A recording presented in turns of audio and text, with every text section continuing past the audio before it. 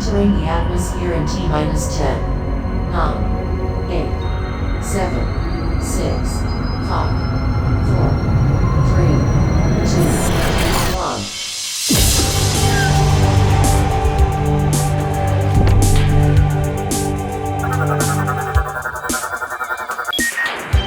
Hello everyone, and welcome to the Omega Metroid podcast from OmegaMetroid.com. My name is Andy Spiteri, joined by Duminal Crossing. What's up, Mr. Crossing? How are you? It's been, actually it's not even been that long. We just did an episode of the Great Metroid Area Ranking. What's happening from now to then? Or from then to now? That is true. Pretty decent. Still making my way through Prince of Persia: The Lost Crown. A phenomenal game. But it's a very long game, Andy, I gotta say. I'm 20 hours in. I'm over 20 hours in so far, and I'm at about, according to my item completion, I have about 60% so far. So it's a pretty meaty game. So I've been taking a little break from it for now, but I'm gonna get back on the grind soon. I've also been playing Halo Infinite in the meantime, which is not a sentence I expected to say. I thought I was done with that game, but yeah, I tried it out. They got some free Halo Wars DLC in there that I'm a big fan of. So I tried that out, and yeah, I'm having a lot of fun with the updates that have happened since the last couple of years that I've been playing. There's like a ton of new Halo 3 maps, so like that Halo 3 nostalgia gives me a good old kick that I really enjoy. And yeah, that's basically how my gaming has been going. Otherwise, I literally just got back from the gym not even 10-15 minutes ago. So that's how my day's been going. Yeah, that's I'm looking forward to, so this probably isn't a spoiler, but like whatever. You could probably piece these pieces together yourself. We're gonna do an Inspired by Metroid on this Prince of Persia game. I think I'm gonna pick it up pretty soon. I wanted to, because I've had such a tough time like committing to playing games that are not on my Switch. I'm turning into one of those guys where it's like, it's got to be on Switch if I'm going to play it. But I really, really wanted to play Horizon Forbidden West, and I got it for Christmas. And I was like, okay, you know what? I'm not buying any games until I finish Horizon Forbidden West. But at the rate I'm going, I'm not going to be done that game till like Easter, if not later. So I think I might just pick up Prince of Persia and just start playing so that we can get our show on the road, because I am really looking forward to that game. I've heard tons and tons and tons of great things.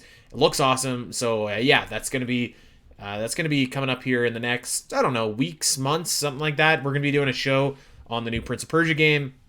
You should check out Horizon Forbidden West for anybody that is looking for kind of a cool sci-fi game. There's actually a portion that I played today. It was very, very Metroid Prime, and it was very sweet. So yeah, really enjoying that game. It's kind of a perfect blend of like open world Zelda plus like Jurassic Park plus like iRobot plus Mass Effect. It's very cool. So I've talked about that before, and I'm also going to have an episode on the Zelda cast of that one whenever I'm finished. But yeah, it's going pretty good. But we are here today not to talk about Horizon, not to talk about Halo, not to talk about Prince of Persia, but in fact to talk about Metroid Prime 4, the game that I believe we have to be seeing sometime soon. I think like summer is the latest that we could possibly go without seeing it, and I think that there is a chance that, we're in Nintendo Direct territory right now, and I'm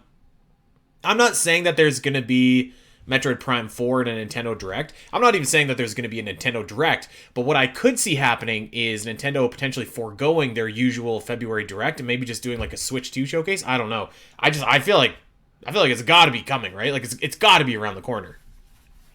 I could see them just not doing a Direct at all. I feel like at the very least, and I was talking to the Discord about this, I feel like at the very least we'd get like a partner showcase or optimally a mini. I feel like a mini would be like the perfect best case scenario, because we still get some little morsel Nintendo announcements, some appetizers in the meantime. But at the same time, a mini is like a pretty telltale sign that the heat's about to crank up very soon. So that's what I'm hoping for.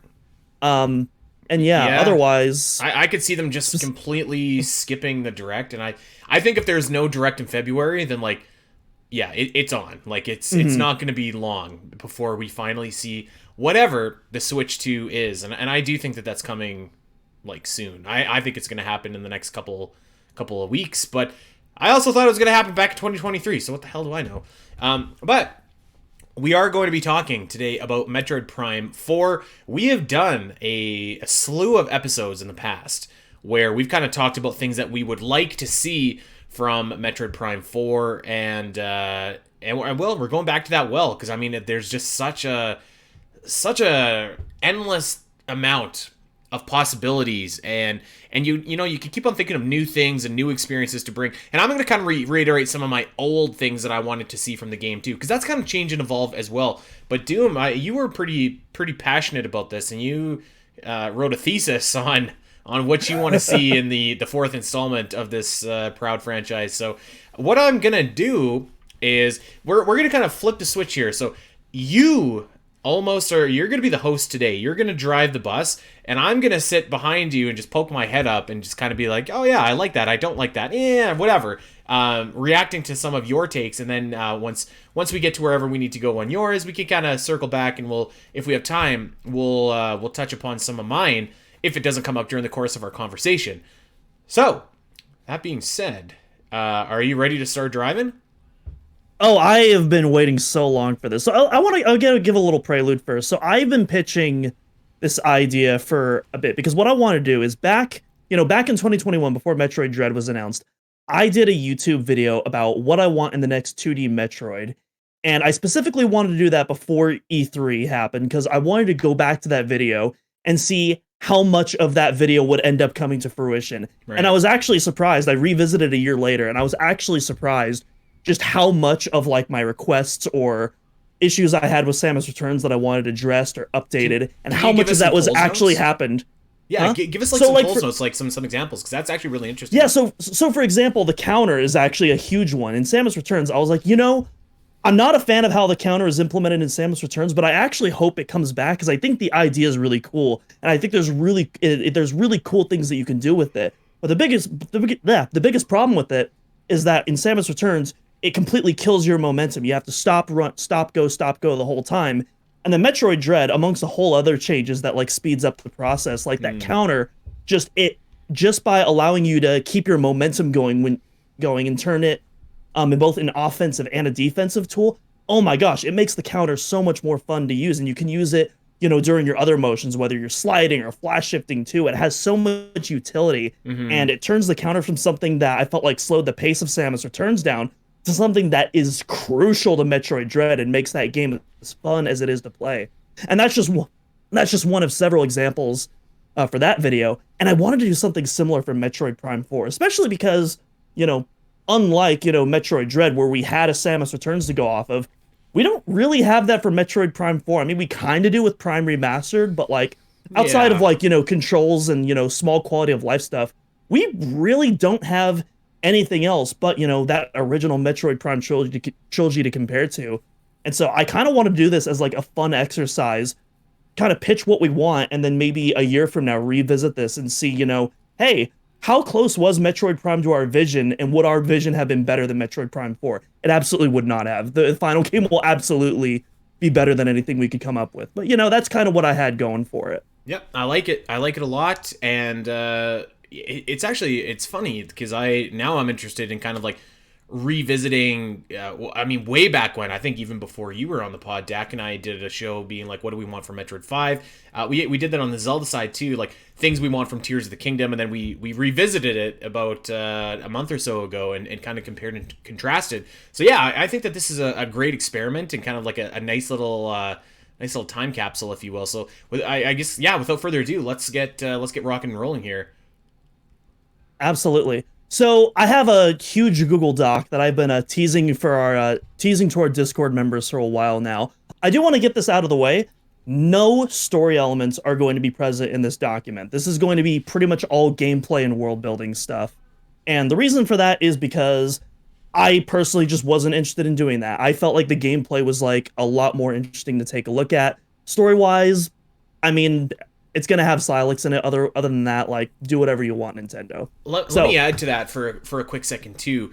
I think story-wise, like, this game is, like, wide open. So it's tough to, like, speculate what direction that'd be kind of like, what direction do you think like Metroid 4, which we know is Metroid Fusion, is going to go after Super Metroid comes out. And it's like, Exactly. who would have yeah. predicted the X? Who would have predicted the SAX? All that. So I think we're at a similar point where like the story is totally open. I'm expecting new planets, new enemies, new everything, right? Like I think you could probably count on maybe I'm even like not as 100% sure. I'm pretty confident, but I wouldn't like put the 100% stamp on it that even Silex is going to show up, because it's been a long time since Metroid Prime 3, and I know they did the tease in Federation Force, but there's the tease in Federation Force and Corruption, but also just stuff that Kensuke Tanabe has talked about, in interviews, during Federation Force's promotional tour, I believe. He was saying specifically how interested he was in, further developing that dynamic between Silex and Samus. I feel like there's a lot of evidence pointing toward him being in the game. No, I agree. I want to say I don't think it's going to be like a slam dunk 100%. If I was to give a Samus percentage, I'm going to say 90%, which is still like you're pretty much there. But it wouldn't like completely shock me if they were just like, you know what, we're just having a new story. Yeah. I will say, like you've said in the past, though, I do agree that Silex won't be the main villain. I think he's going to be a big part of the story. I think he's definitely going to interfere with you a lot, but I don't think he's going to be the quote-unquote final boss, the big bad hovering over, the whole thing. I agree. Yeah, I agree. All right. No more dilly-dallying around. Let's get into this. Let's start with immersion and world building. And this is actually a relatively short section compared to everything else I've written here. And I was thinking, Metroid Prime 4, we're coming off, 17 years now after Metroid Prime 3? Yeah, 17 years after Metroid Prime 3. Insanity. And, Metroid, the Metroid Prime trilogy at the time, had, and still do, have just incredible worlds filled with beautiful art direction, music that, like, tethers the player to the world. These worlds feel so lifelike, like they're almost characters in and of themselves. But Prime 3, again, is 17 years old now. And I think, with the way technology has increased and seeing what other games have done, I think that there are ways that we can further enhance that. And I don't mean making Prime 4 open world. I think we've talked about this before. None of us want Prime 4 to be open world, but I still think that you can free up these worlds without making it. Well, I mean, I personally, at least at this time, like right now, I want a Metroid Prime game, but like, And so what I want a seamless world, not an open world. And when I say seamless world, what I mean is I don't mind stuff like cutscenes and stuff like that, but like, the way you traverse around the world, I think there are ways that we can integrate that traversal into the gameplay. And we can get more into what the specifics will be later. But basically, weirdly enough, I'm going to use Other M as an example here. So Other M, for all its faults, has one thing that I do find interesting, and that's the way elevators work in that game. So typically, you hop onto an elevator and a little cutscene will play out of, Samus going, up and down, whatever. But in Other M, you actually still remain in gameplay. You'll enter the elevator, and then you can still like walk around the elevator while it's loading, and then it'll load you into the next environment. Now, obviously, it's still an obvious mask loading screen, and I think we can do better than that. But I think it's really cool how the game still, it doesn't enter a cutscene while you travel. You can still control Samus. And I want to implement more of those types of travel options, but, less in a less obviously confined loading space. But, stuff, that actually, lets you travel. So, some games even do the thing, it's a big PlayStation cliche where, the character has to, like, shimmy their way through, like, a 2-inch wall or something to load the next environment. I don't think Metroid should do that, no. But, I think there's, especially if Prime 4 is going to be on the Switch too with faster loading times, I think there's really cool ways that we can, traverse new environments like that. Andy, what do you think about that? Yeah, I think I'm on board for that. I would like, and I don't know the exact way that you get there, but I think that you could just eliminate those elevators like completely. I don't think that you need them. And I know that like, we're gonna need to load. Let's just use Metroid Prime as an example. We need to load Phendrana after you're in Magmore, but like, what can we do instead of an elevator cutscene in order to get that? Maybe it's like a little underground bunker that you have to go traverse through really quickly, something like that. I don't know, but I do kind of. I want them to mask any loading issues like that with in-world basically like in-world objects or activities that will take those away and make that a little bit more seamless. And I think that if you're going to do that, you probably need to be a little bit more strategic with the way that you lay your world out too. Using Metroid Prime 1 as an example, it really doesn't make sense that Fendrana is connected to Magmor, right? And I think that we've kind of been poking fun at that for the last little while, and it's not a big deal, but like, yeah, like I think like this is going to be like a kind of a rough example, but I remember Pokemon Sword and Shield, actually. The way that they had that little open wild area that like you could just roam around and you go from the desert to the lake to the standard open world fare. I think that you just do that, like, and get rid of those elevators. And like, I'm not suggesting that Metroid Prime 4 should be, or even that I want it to be, although I wouldn't hate it, but I wouldn't want it to be open world necessarily, but like, just find a way to make that very seamless. And I think that what you laid out is like good enough. I think I'm just ready to like get rid of elevators altogether, though, to be honest.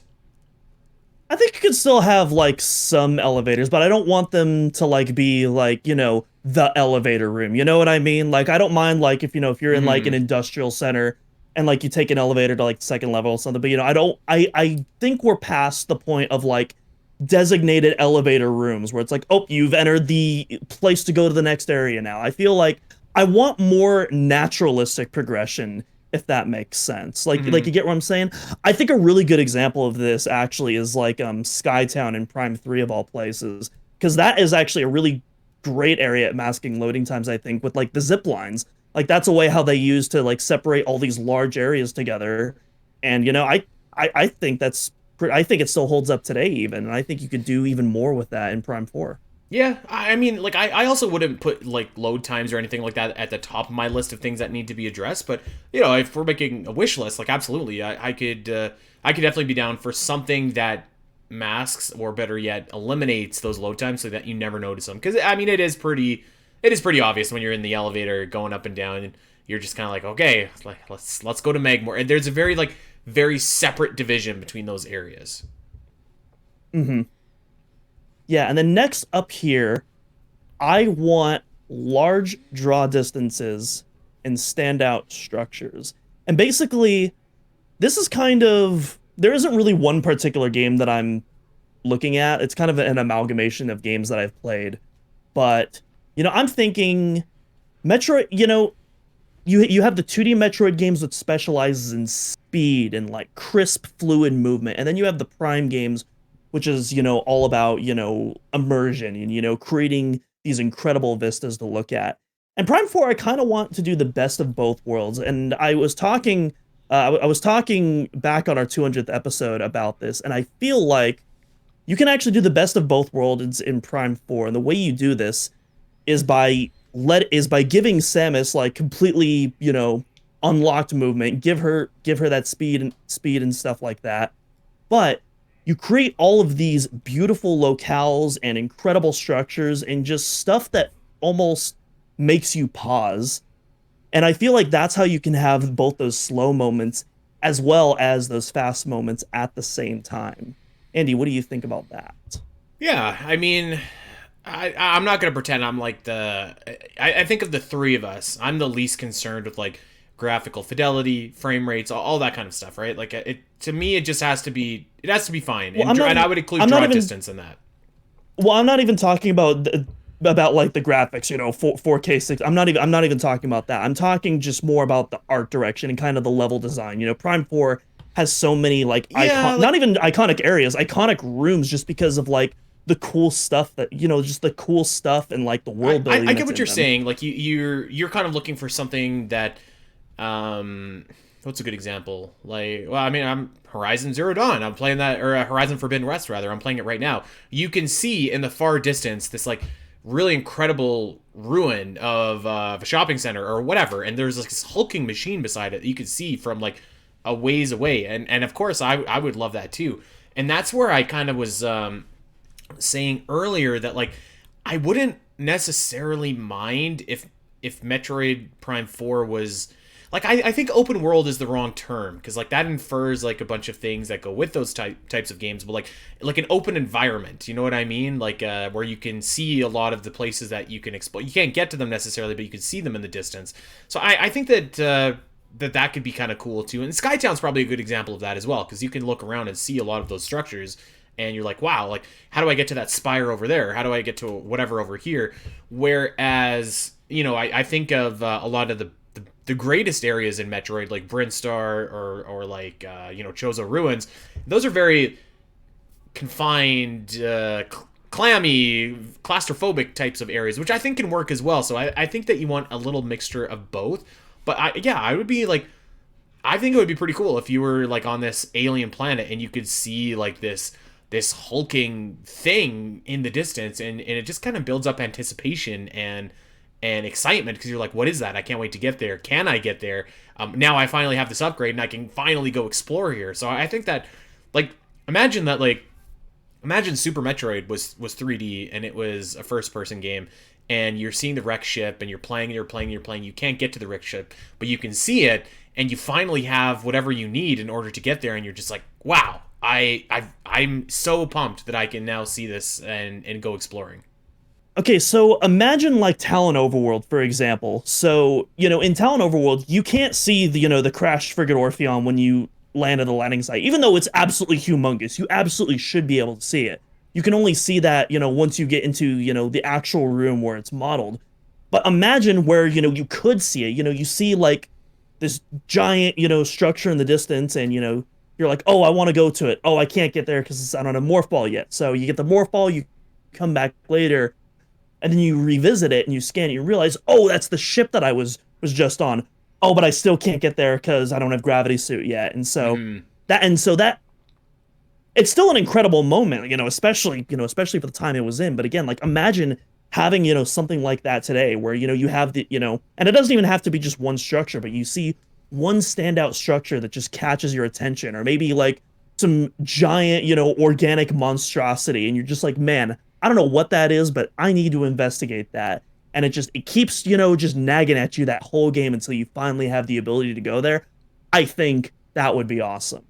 Yeah, which again is funny, because I feel like that's kind of a hallmark of like the greatest open world games, right? And I mean, listen, that genre has certainly been diluted in the last couple of years, but like when you have that makes me think of, like, again, just like a good open world game. And so yeah, I'm totally down for that. What's next? Yeah, Breath of the Wild even. Yeah, Breath of the Wild even does that, with a lot of its to great structures. extent. Like, yeah, I agree.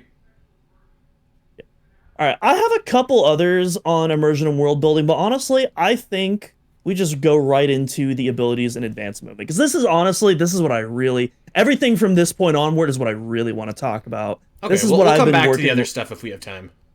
Yeah. So, abilities in advanced movement. So, obviously, I love the Metroid Prime games. I still have an absolute blast playing them today. But, with the way that games have evolved, they're definitely a little dated for, modern players today, especially when it comes to like movement speed and stuff like this. And that doesn't mean they're bad, certainly not. Again, like, these are some of my favorite games of all time. But I think there's absolutely ways that we can enhance this movement. And one of the biggest quality of life improvements that I think we can add is clambering, mantling, and sliding. And for those who don't know what clambering and mantling is, a clamber is basically when you hit a ledge after you jump and you pull yourself up, and mantling is when you hop over a waist-high piece of cover without losing your momentum. And then sliding is like, pretty self-explanatory. And I think these are all just like little small quality of life improvements that not just improve the basic traversal, but will also come in handy with an upgrade that we'll talk about in a little bit. Yeah, I'm fine with all of that. I mean, we kind of already had the ledge grabbing in Metroid Prime 3. I think that that was implemented. I don't want to say it was clumsy, but like it was a very specific set of circumstances where you could grab. So I think that you'd probably need to do something in order to make that blend into the world a little bit more seamlessly, because it was like very, very clear. Like, you had the special grading or whatever that you could grab. So make that blend into the world a little bit more. I feel like I kind of like, I get what you're saying about I forget what you called it, but like just hopping over like small little objects. I think that that's fine. Like, maybe what I would consider is like when you activate your dash, that you just automatically do that, but you don't just automatically do that when you're just like walking. Because I do think that you want to maintain a little bit of the slow pace that some Metroid games will give you in certain areas, right? Like, so I think that I think that you'd maybe just do that as a compromise. Slide, yeah, I don't know. I guess I would be. I guess I would have to see it. I'm not sure what, like, I mean, I don't play a ton of FPS games. So, like, I don't know what a slide in first person would look like. I wouldn't want it to go third person, then go back to first person, because I feel like if you do that enough times, like, it could be a little bit distracting. There are some abilities I have here that take it to third person. All of these are completely first person though. And and as for mantling, the optimal way that you described it, that's pretty much how it's typically handled in shooters. Where I would imagine once you go into the sprinting animation, that's where you like will automatically hop, or sometimes you will even have like a little button prompt. But that's basically how mantling goes in those. Which is fine. Like, again, that's a very small thing that I wouldn't be like concerned about with one way or the other, but it's probably one of those smaller subliminal things that really add up, but they almost go unnoticed, if that makes sense. So I'm okay with all this. I wouldn't say that anything that we've talked about so far is like top of my priority list, but all, like, everything's made up of a bunch of little small things, right?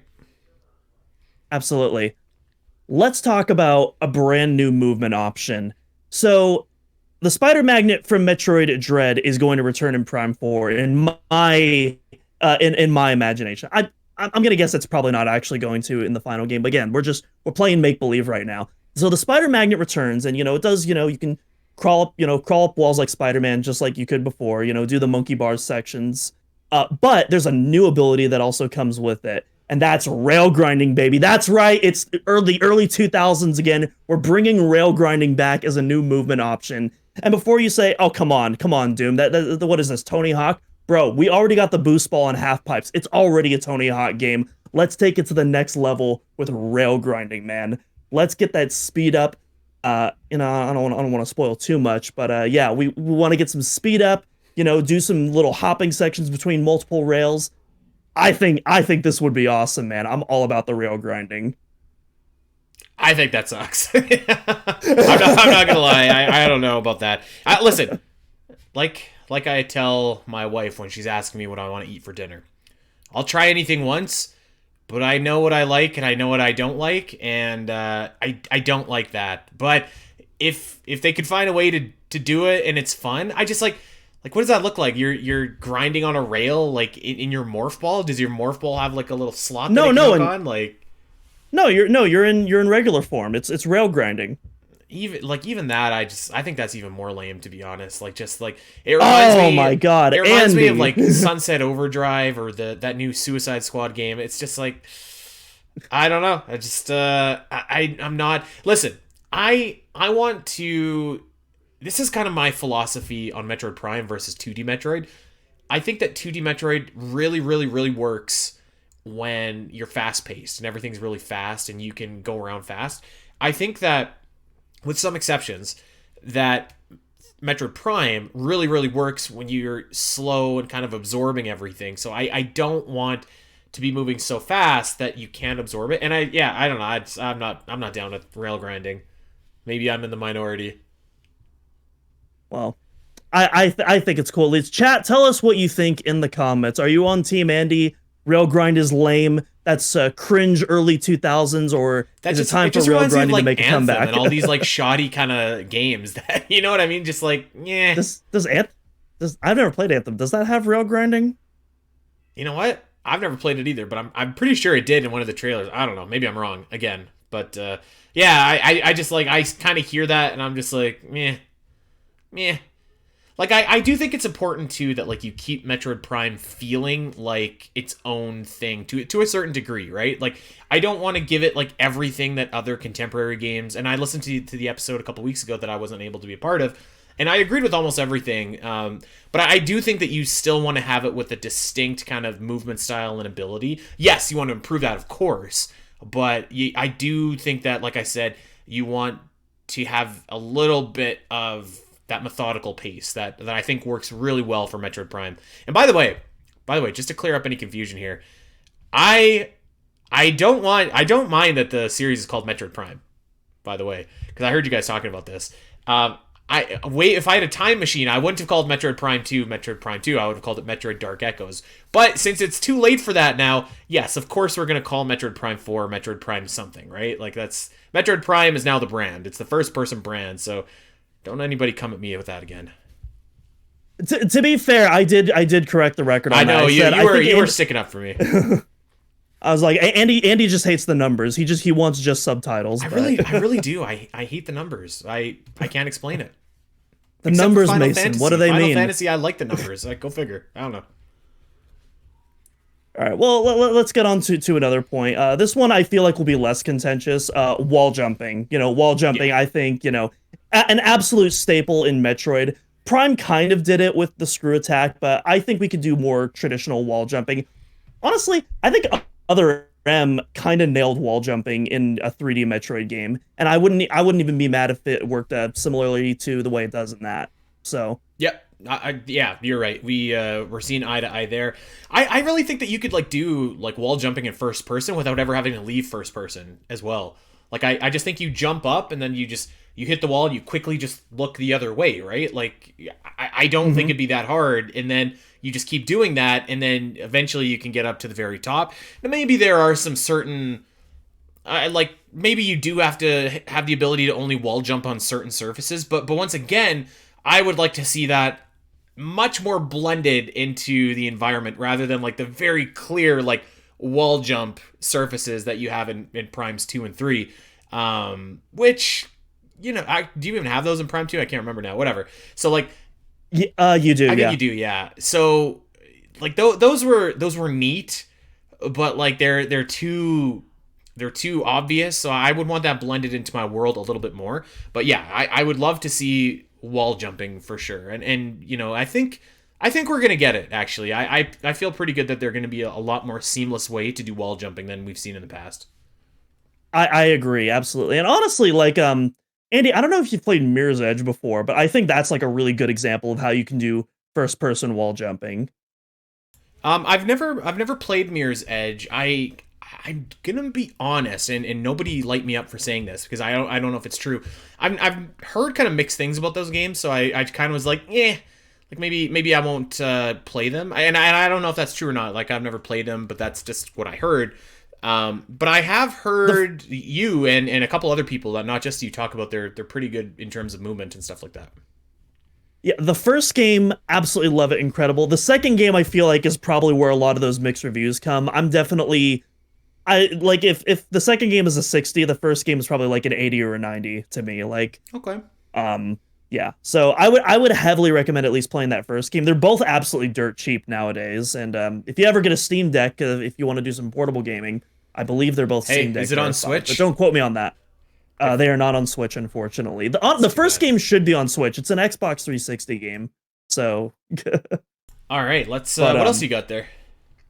all right, well, let's go from wall jumping to wall running. Now this used to be like absolutely huge in like the mid 2010s. You had like Titanfall, you had some of like those future Call of Duties, and then after that, it just kind of died off, and we never really saw it come back again. There's been a couple of exceptions. Those new Star Wars Jedi games have wall running, but other than that, I can't really think of any game that has really brought wall running back. It kind of mostly died for them, after that big FPS, futuristic FPS heyday.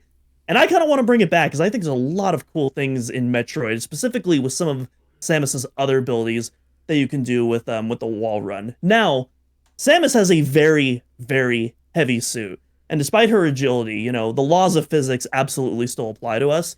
So I feel like, at least at first, and we'll get on how we combat this once we introduce another upgrade later. But I think when you initially wall run, you can't really move that much far. You're mostly wall kicking to get, a little bit more jump height for the most part. Maybe slightly more distance forward, but you're not like wall running, for like, 10 steps, like without losing, without gravity taking effect. You know what I mean? Yeah. Sorry, buddy. I think that died for a reason. That does not. There's an exception, which I will I'll just say it in a second here, but I think as a standard method of movement, I don't like that. Again, I just think that, like, I mean, and listen, everything I'm saying no to, if you do it well and you do it properly, then sure, right? I just, like, as a concept, just hearing that, I'm just like, does that seem like kind of cool, or does it just seem like kind of a putting it in there for putting it in there? I don't know that I like see a lot. There are other there's other things that I would much rather have versus wall running, put it that way. Now, the one exception to this is, I'm sure we'll talk about in a bit, you combine that with a speed boost, that's a different story. But as just a standard method of like moving and getting around, like, no, I'm not sold on wall running. I think it kind of died for probably a good reason. It seems like goofy and cheesy to me. Okay. Hold that thought. That's all I'm gonna say. Yeah. Okay. Okay. But before we get into it a little further, let's talk about the grapple beam a little bit. I actually most of the grapple beam options that I have listed is in the combat section, but there's a couple of minor puzzle enhancements that I wanted to do with it. First off is the grapple pull, which basically makes the grapple beam function like the hook shot as well from Zelda, where not only can you now swing and like pull objects, but now like you can actually like move yourself to like different points on a surface, and it'll actually pull you, hence the name. Yeah, So you know what? very I small really update. like that. I really like that. Yeah, very small update, but I feel like and we've seen this kind of in the 2D games as well, like in Samus Returns and Dread you can do that. I feel like Prime, there's no reason you can't do it in a 3D setting as well. Yep. And then I also have the gravity grapple, which reduces the gravitational pull of objects, allowing Samus to interact with even heavier materials now. Okay. Yeah, I'm not like, I could be down for that. I could be down for that. Yeah, I'll save any further thoughts because I feel like you got a little bit more there. But I don't dislike that idea at all. Like, I think it's a kind of a unique idea. So yeah, sure. And it reminds me of like the gauntlets that you get in Ocarina of Time that allow you to lift like a literal mountain or whatever, right? Like. Yeah. I was actually just thinking of that as well right before you said that. So definitely on the same page there. Okay. I'm still on board here. I feel like I got to give you a little something. I've kind of shit on the wall jump and the other thing here. So yeah, no. But honestly, I think that those ideas like sound both pretty good. Yeah, all good. All right, let's talk about the thing that I think we've both been wanting to talk about, the speed booster, baby. We absolutely, all three of us, want to see the speed booster in Prime 4, and me especially. This is my favorite upgrade of all time in the Metroid series, and I think that there is so much cool stuff that you can do with this. Yep. So the way that I envision the speed booster working in this game is it's activated by tapping the sprint button, and then once you enter the speed booster state, the camera switches to third person. You can slightly realign similarly to like the Prime 2 and 3 screw attack, but you're primarily going in a straight direction once you're all in. And it works with all of the previous abilities except for the clamor that I mentioned. And your wall run is extended indefinitely while speed boosting, which opens up so many different avenues for new speed boosting puzzles, especially on curved wall surfaces, which now allows you to like turn in like very hard directions that you wouldn't be able to go otherwise. So you combine this with the wall running, the wall jumping, the rail grinding, sliding, clambering. There are so many items in Samus's kit that you can use with the speed booster to traverse around that in normal circumstances you could never do. Yep, I'm okay with that. I think that the speed boost has to come for Metroid Prime 4, and it's funny actually that you brought up ziplining for in Skytown earlier, because I kind of think that's like not a bad prototype as to how it could work for Metroid Prime 4, where like you're still in first person, you're moving very fast, you don't have. I think you'd have to have a little bit of control, like you can veer left, you can veer right, but if you want to do a hard turn, you can't do it. But what I do think, and by the way, like I think it would actually be fine if you kind of had, let's call it the skyline or the zip line method of like speed boosting. But I actually wouldn't hate either if maybe you're speed boosting and once you sprint and you get the speed booster, maybe you just go into third person mode and the camera pans out from behind Samus and you can see Samus running and like the camera's behind her. I think that would be fine as well. I think both of those options would be great. I still like I'm not really sold still on the wall running. I think that still seems a little cheesy, but it like I think you are onto something where like I could see maybe the world has some like I don't know. I was gonna say half tubes or like tubes, almost like think F-Zero, where like you can drive in 360, right?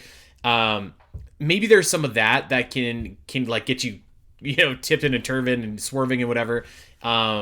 And yeah, maybe there's also some areas that have like not like a tube necessarily, but like there's like a speed run track that you can get really good traction on or something. But I think that the speed boost has to come for Metroid Prime 4, and I think that there's pretty good ways that you could do it. And I don't know, like of the two options that I laid out anyways, like what would you prefer, like a zip line method like in Metroid Prime 3 where you're just moving really fast still in first person, or would you be on like team the camera pulls out and views Samus from behind, or do you have like a different kind of methodology?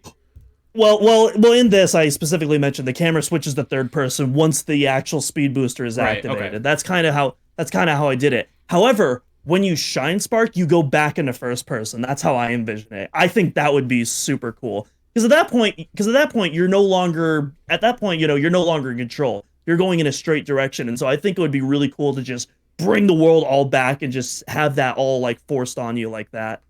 Although maybe I don't know. Maybe as an option though. Like maybe you could have it as an option to keep it third person because that also could be a huge motion sickness like thing for a lot of people. I think I would be sick if I was playing that and I was like launching myself. I think like I think it should be like if you're speed boosting in first person, you shine spark in first person, and if you're speed boosting in third person, you shine spark in third.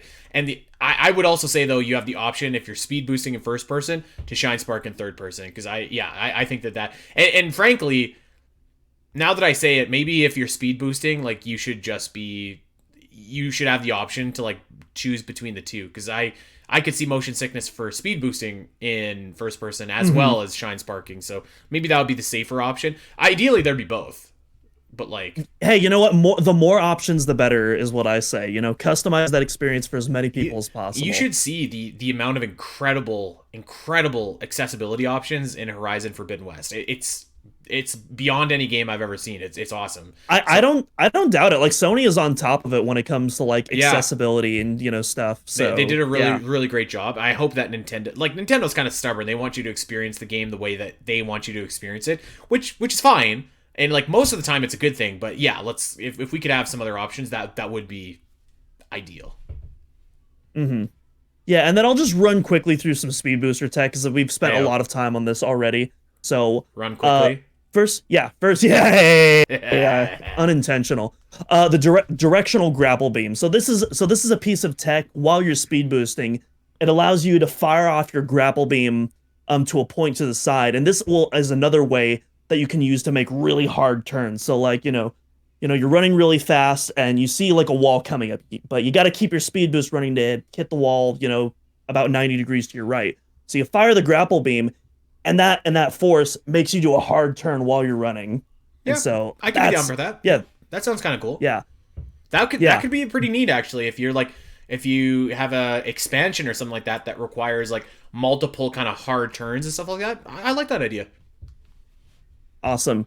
The liquid run. After acquiring the gravity suit, Samus can run across liquid bodies of water, lava, whatever you want. And this is something that I wanted to do at first, but I was like, man, I don't know if I can see Samus speed boosting, across, a body of water. Like Sonic, that makes sense. It's a cartoon. I don't know if I can see that in Metroid. And then it occurred to me, oh my gosh, the gravity suit. That is a thing in this game. We can get away with it.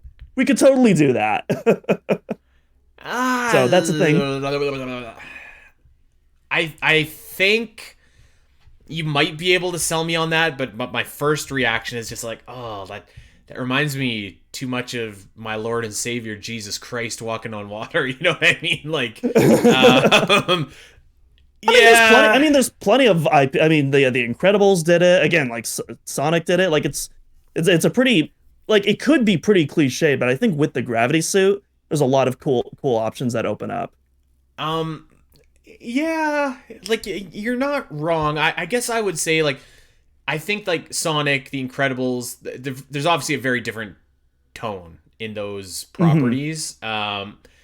Like I said, you could probably convince me that this could be okay. But I just even like if given the option, maybe there's like I don't know.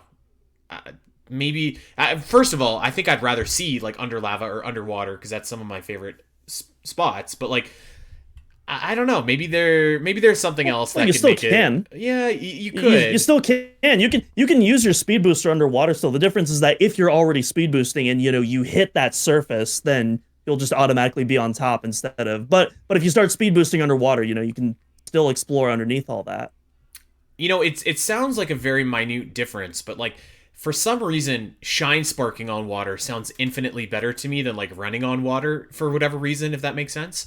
So like maybe you could shine spark and there's like some kind of upgrade that you can get that like equips your shine spark to be able to make you go on water. That isn't the gravity suit. I don't know. It probably sounds like a very minute difference, but it seems a little bit better to me. But yeah, I don't know.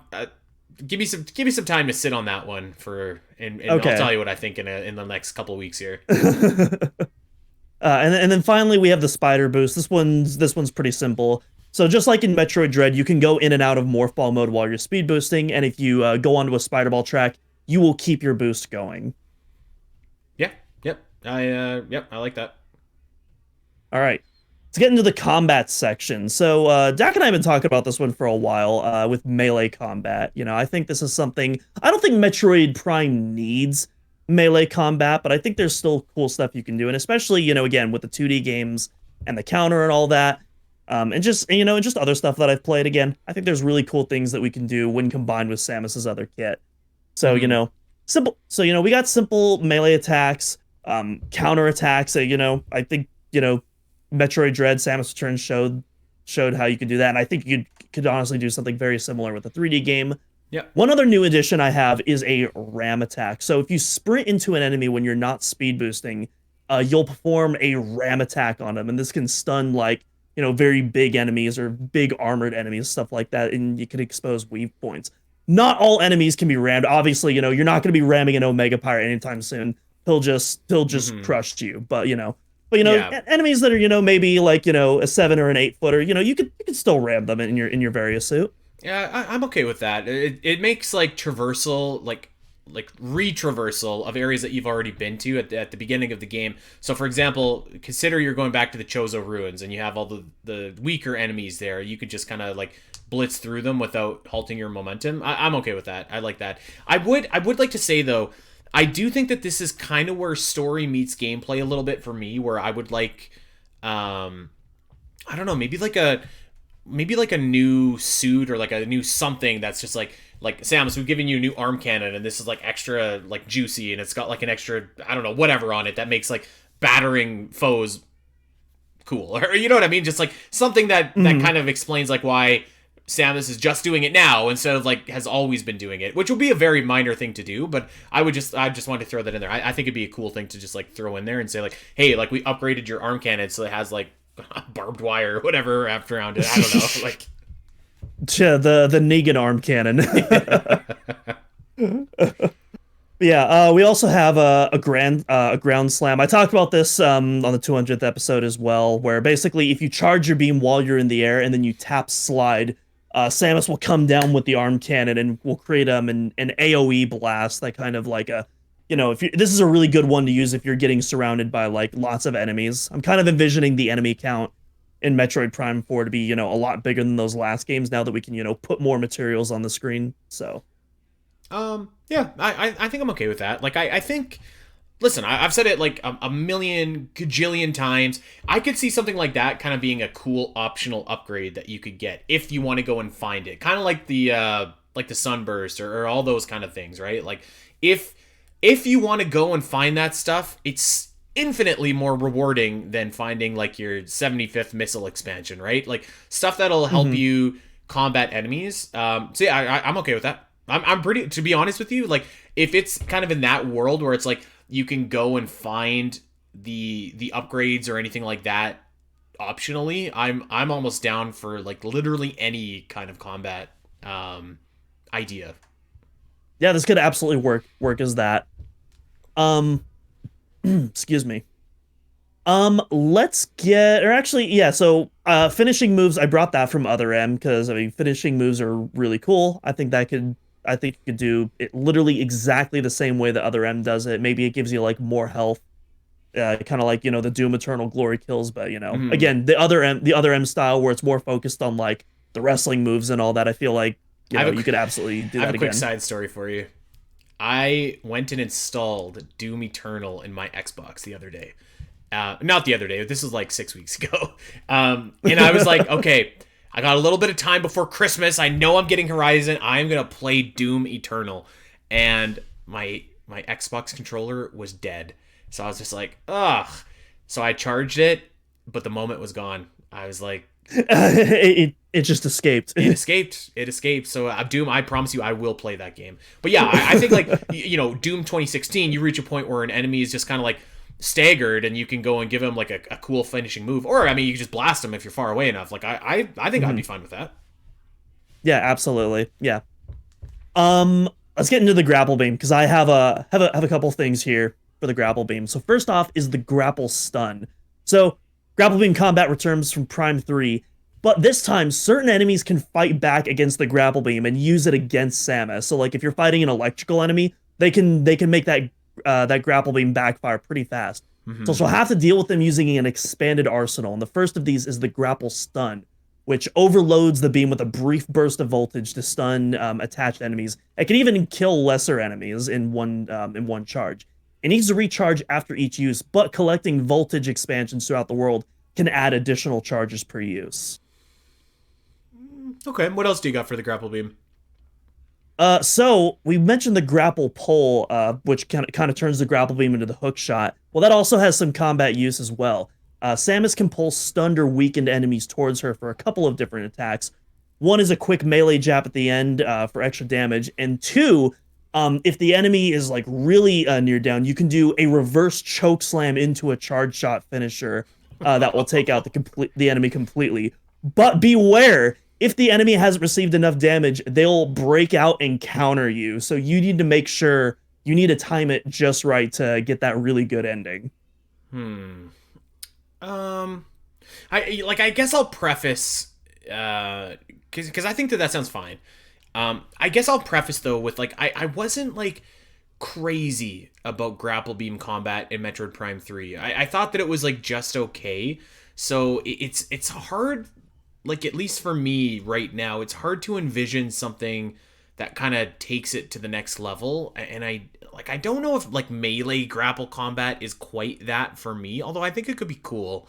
Um yeah, that's all. Keep going, and I'll keep on This giving you this some one thoughts. this one honestly might just be my Doom Eternal brain with like the meat hook and the super shotgun and all the things you can do with that. But I was like, okay, that's Doom. What's the Metroid version of like, a similar like way to pull enemies towards you, you know?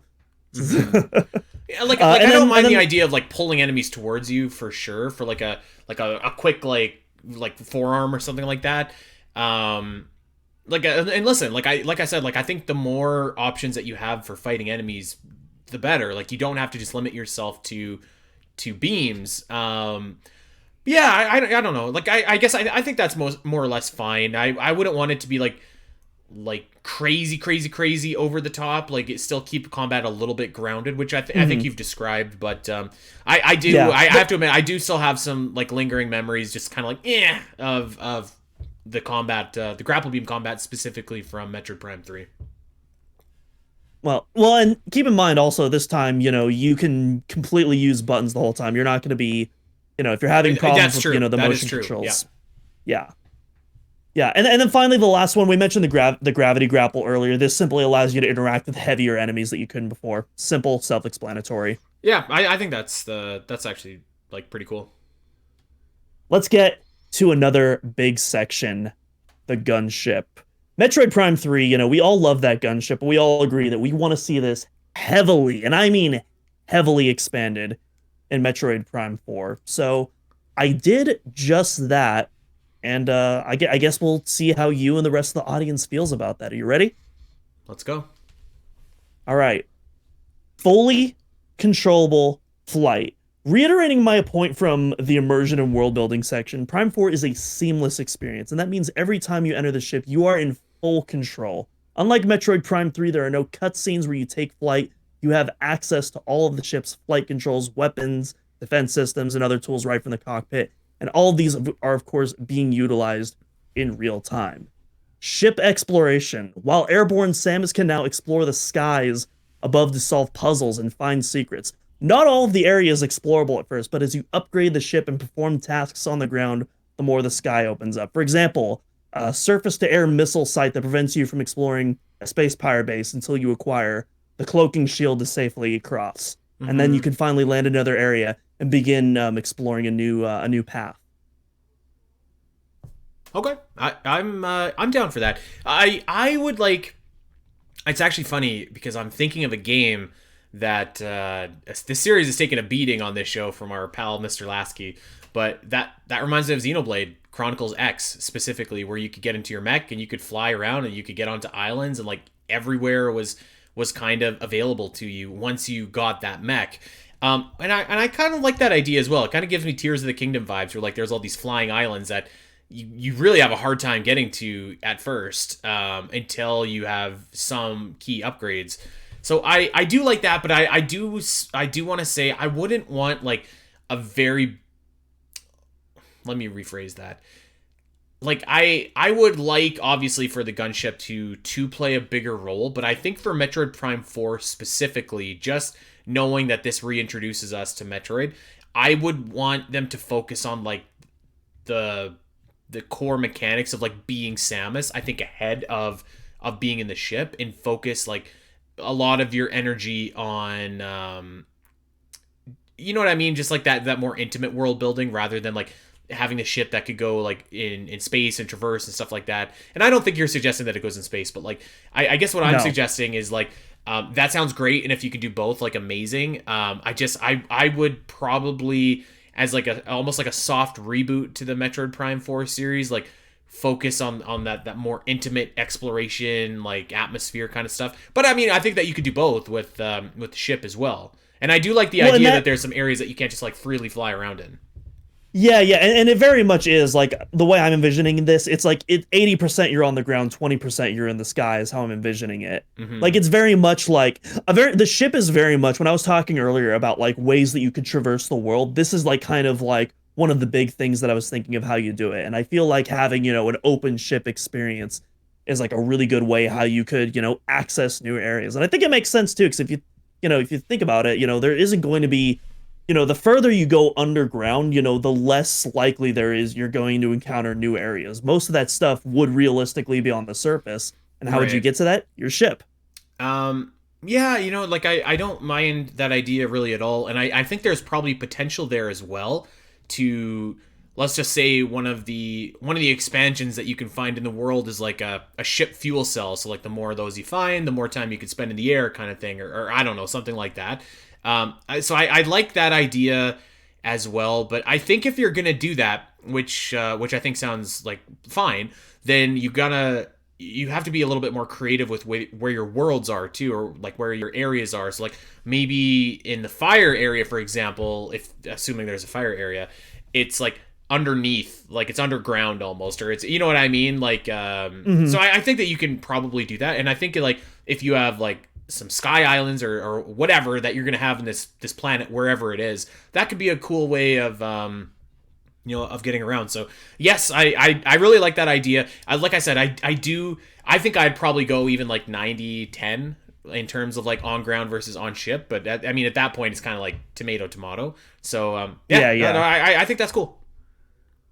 Yeah, and then while in the sky, there's like, enemies and ship combat that you can either avoid or you can interact with and whatnot. Abilities, I'll run through these real quick, but stuff like the cutting laser, which is basically a military industrial like laser that you could use to like carve new paths in pieces of rock, again, to access new areas, or maybe there's a new power up or like an expansion behind there. I mentioned the cloaking shield before. The gravity armor, which allows the ship to explore underwater, almost like a submersible. I mean, Mm-hmm. to explore like maybe the sunken wreck ship of that game is underwater, and so you have to get the gravity armor to explore that area. Mm-hmm. Yeah, I think that that's kind of cool. I Mhm. actually really like that. Yeah. Yeah. And then I don't know how you feel about this. I could do with or without it, but I think it would be cool to have just one ship boss fight. I mean, I think if you're gonna put that mechanic in, yeah, right? Like, why not? Hmm. I could be down with that, or at least like, you know what could be cool? A ship boss fight and or like at a ship escape sequence. I think could be cool as well. Like maybe you're in kind of like a tight Ooh. corner or something like that. You got to jet around, like that could Oh be cool. yeah. Yeah, yeah, do some Star Wars trench run action. That's I like exactly what that. I'm I was down for thinking, that. like the pod racing Yeah. almost. Yeah, yeah, okay, Oh yeah, okay. oh the pod race. That's even better. Yeah, yeah. I like that. Yeah, okay, I'm down I'm for digging that. that. Yeah. Yeah. So yeah, that wraps up again, that wraps up the ship right there. Okay. Pretty simple, though I think also pretty ambitious. I don't expect any of that to actually happen in Prime 4, I don't think but so either, but I do love I do love that idea. I guess I would say like if we were talking Metroid Prime 5, once the series is kind of like reestablished itself, then I'm just like, yeah, baby, let's get that ship in there. Let's make it like 70-30 or more, right? Like cuz I really do want this ship to come back and feature prominently. I just think yeah, I think we probably just need to like get there first, you know. And I yeah, think we yeah. all probably agree with that. But I mean, like what we just laid out sounds pretty cool. Hmm. Yeah, and that's basically kind of the meat and potatoes of like the gameplay. Everything from this point is accessibility and difficulty, and then the rewards and unlockables section. Right. Okay. Well, So let's yeah, that's blitz kind through of it here. yeah, that's kind of so yeah. We'll start off with casual difficulty. This is zero point 0.5 damage received, so basically you can take double the amount of hits. Basic enemy AI, beginner enemy variants, Hmm. health ammo pickups appear in larger frequencies, and checkpoints are active.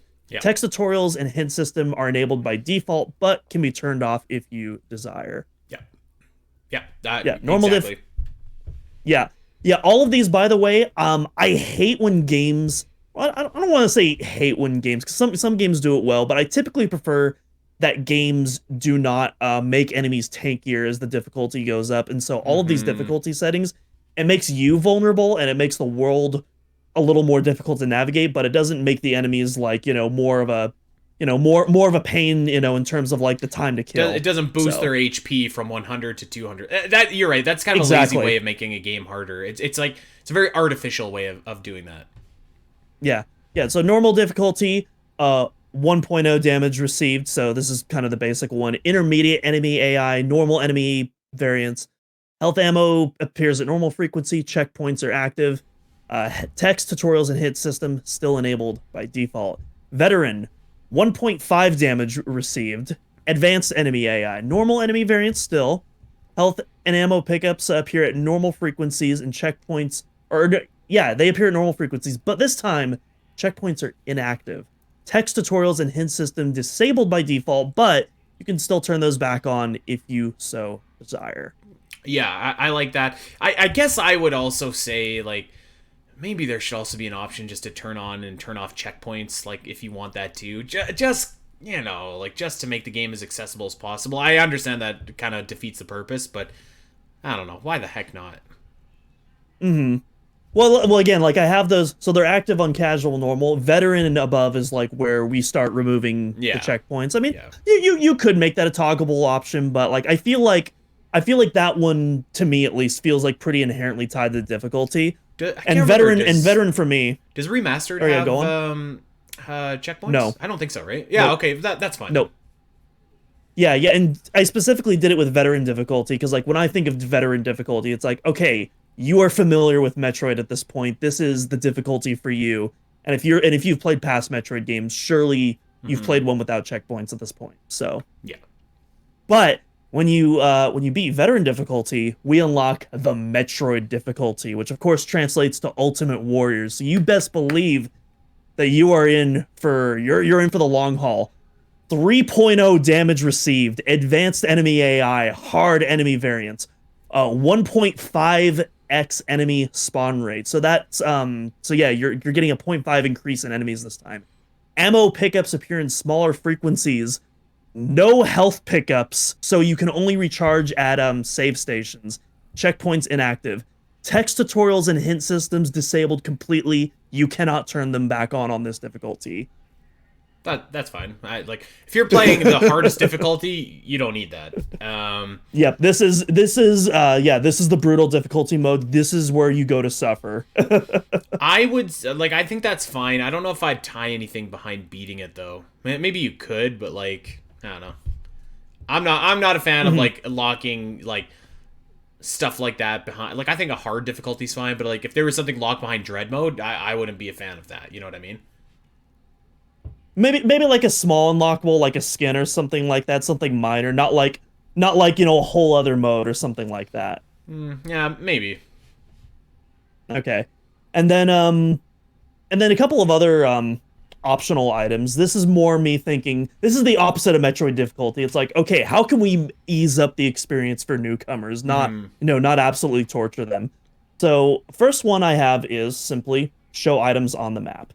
And you can customize how you want items to show up on the map in a variety of ways. Items can show up as soon as you enter a room, after defeating all the enemies in a room, after getting within a certain proximity of the item, or after seeing the item through your HUD, including alternate visors such as X-ray. I personally think that would be really cool, is if like you use your X-ray to see an item through the wall and then it's like on your map permanently. I think that would be really cool. And additionally, if you want that old school experience, you can just choose to never have items appear at all whatsoever. Yep, I'm fine with that. More options, better. And then I also have an optional time-based difficulty scaler. So let's say I think we've all been in a situation where you're having fun with the game, but something in life happens, and you put the game down for like maybe a week or two, and then you come back. You're already 30% in the game. And you've just completely like forgotten, how to do anything. But, the difficulty, it's still really hard. And so you're debating on yourself, oh my gosh, do I just bear with this and continue on? Or do I restart the game, but I don't really want to? Time-based difficulty scaler kind of addresses that, where it's like, hey, the game detects that you haven't played for a while. If you have this toggled, again, it's optional. If you have this toggled, the game will kind of ease you back into it if you come back after a long time. Yeah. Oh, okay. I feel like I'd like to be honest. I feel like difficulty modes are. I'm kind of just like, yeah, okay. Like this sounds okay to me. Yeah, and then introductory topography. This is another thing I talked about previously, where certain level and geometry textures can be changed that more obviously show the correct path. A great option for new players who are still developing their Metroid Sixth Sense, if you will. The example that I use is, in Metroid Prime Hunters, like I know you haven't played the game that recently, I don't think, but like those bright blue glowing pillars, like when you're in Celestial Archives, they kind of like point you in the right direction, and you kind of need those in that game because there's like 3 of the same rooms stacked up on top of each other. I'm not necessarily thinking something exactly like that, but just like little extra details, optional details in the level design that will, more obviously point towards the correct path that you need to take. That's kind of my thinking behind that. I don't like that because it alters the world. I think the world should stay the same. I could be convinced that something that you could do is like when you're playing Metroid Prime and it says like, hey, check out this room. Maybe if it says, and you have the option to turn this on or off, but if it's like the third time where it's like, check out this room, maybe it says like optimal path on map and it walks you through like from a save station where to go to get there. I like that a little bit better, but I still don't really love that because I do think that kind of takes away from the experience of Metroid. I mean, like, because like obviously we want Metroid Prime 4 to be accessible for everybody, but like there are certain things where it's just like I don't know, like how like if you're being told where to go on the map specifically, there's only really X amount of ways that you can get to that room. So like at some point, like you have to experience Metroid for what it is, right? Like you can't just be told exactly how to do it. So I think that that's a fine balance. I wouldn't want to see something in like the general overworld itself. Uh-huh, gotcha. So maybe something like an optional waypoint or something like that. Maybe. Okay. Yeah, and that pretty much covers what I have here for accessibility. At least Hmm. I'm sure there's like tons of other stuff that you could do as well.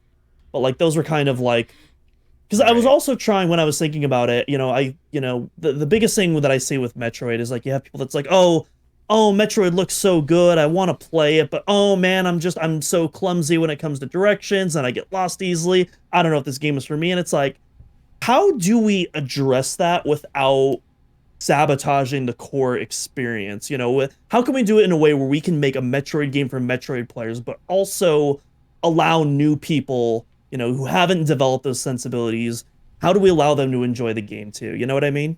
My first thought is those new players should check out OmegaMetroid.com, where we will have That is a true. in-depth guide of this game when it comes out. My second thought, like is this, right? Like, um, Elden Ring is a game that is absolutely beloved. It's sold a ton of copies. By far the most successful Souls game ever. But I feel like Elden Ring didn't really compromise what made it Elden Ring.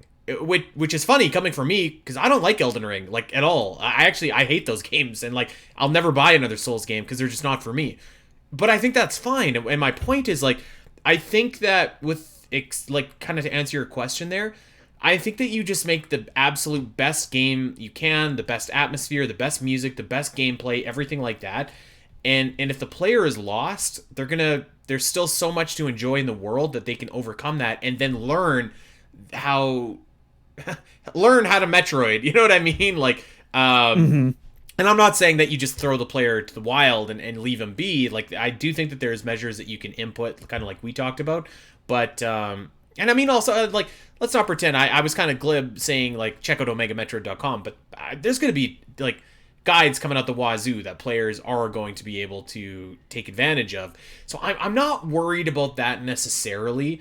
I think that like you want to present an uncompromising vision of what your game is, but walk that fine line about making it accessible to new players. But I don't think like you want to go over that line and making it accessible to new players. You know what I mean? Because then you're kind of getting a Yeah. watered down version, and they're just like, why are people so into these games? Like this sucks. Like they just told me exactly what to do and where to go.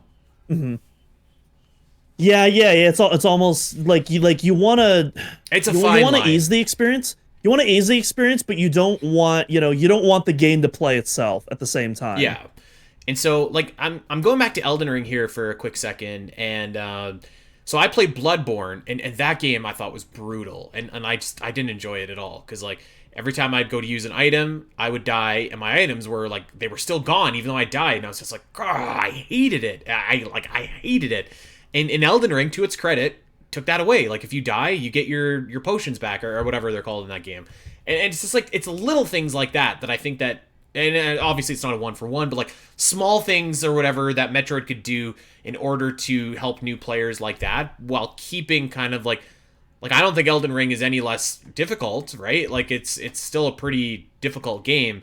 So I feel like it improved but didn't compromise, and I think that that's a fine line. And I don't know exactly what that line looks like in Metroid Prime 4. It's tough to say without seeing what the game is or what the premise or anything like that is. But that's kind of what my that's my advice for retro studios making Metroid Prime 4, who obviously know a million bajillion times more about video games than I do. But you know what I mean?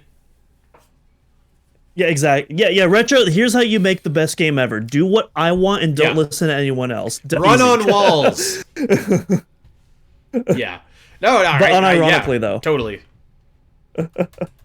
Yeah. So yeah, that's pretty much it. Otherwise, it's just unlockables. Give me a boss rush. It's not gonna happen, but give me a randomizer mode.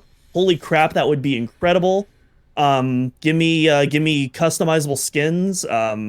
Yeah, give me every single suit that's ever been in a Metroid game in Metroid Prime 4. I don't think that's asking too much. Um, I think you're going to have a lot of options for suits and stuff like that, and extras and everything like that. This, like, we have touched on extras and stuff before, and I'm glad that this is a little bit more gameplay accessibility specific, because none of this we've talked about before, and I'm not even going to bring up the stuff that I was going to talk about, because I feel like that doesn't really fit entirely with what we kind of discussed here. But yeah, I think, like, boss rush, why not? Like, lots of different skins for your suit, why not? Like, why, why not, right? Like, make it as awesome as you can make it. And I think that randomizer, yeah, that's not going to happen. And to be honest, I think that randomizer works a lot better with, like, 2D games. That's just my personal preference. But I mean, like, I totally agree. Like, make it, like, jam it with tons and tons of stuff, extra stuff that, again, why not? Yeah, give the fans, like, more and more reasons to come back and replay. That's kind of basically my mentality. Yeah, like, I think at this point, like, you've got to make Metroid Prime 4 as if it's the last Metroid game that you're ever going to make. And I say that ironically, because I remember a couple weeks ago, we were talking, and either you or Dax said, like, oh yeah, like, let's make this game whatever it's going to be, and, like, Metroid Prime 5 is when we really show out. And I'm like, no, like, I think it's got to be Metroid Prime 4. It's been so long since the last Metroid Prime game. The odyssey of the development of Metroid Prime 4 is, like, the budget for this game has got to be ballooning out of control. I think you got to make this game as amazing as you can possibly make it, right? To, like, really, I don't know, really just, like, solidify the new direction. So, yeah. We'll I see. am confident.